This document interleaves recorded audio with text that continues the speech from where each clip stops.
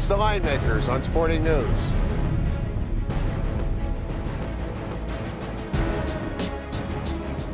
UFC 162 from here in Las Vegas. Anderson Silva, a 260 favorite over Chris Weidman. Welcome to the Linemakers on Sporting News. I'm Micah Roberts, joined by Hugh Citron, who is the first guy to ever put odds up on a mixed martial arts fight in Las Vegas. Hugh, thanks for joining us.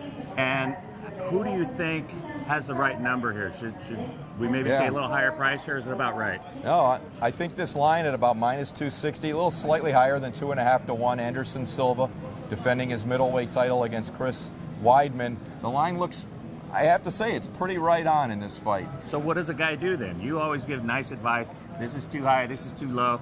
Do you just take the champ in this spot? Well, I'm going to try to make a case for both guys and kind of let the public decide which way maybe they want to go with this. Chris Weidman, he's been kind of an under-the-radar guy.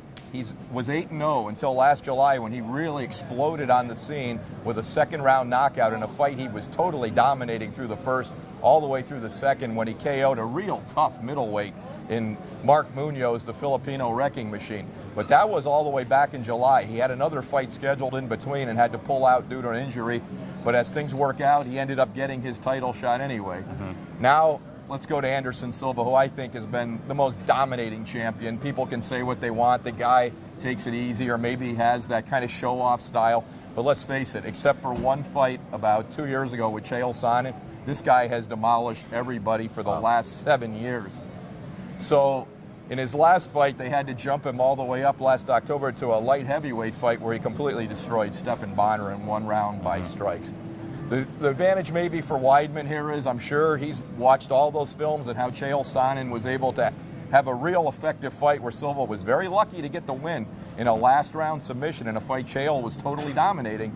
I'm sure Chris Weidman, who has a good power punch too, he's probably going to try to wrestle with Silva and maybe take him out of his comfort zone and get in close. If you stay on the outside with Anderson Silva, probably going to be a short night. But on the other hand, Anderson Silva, one of just the greats. He's had basically, if you want to just throw this Bonner fight out, I'm sure he didn't have to work that hard to train for that. Since the Sonnen fight, he's had almost a year to get ready for this. I'm sure he has a game plan for it.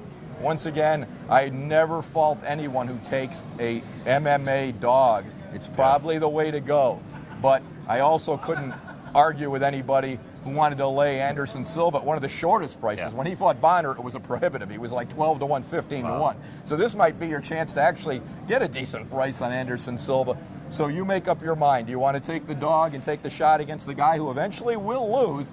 Everyone does.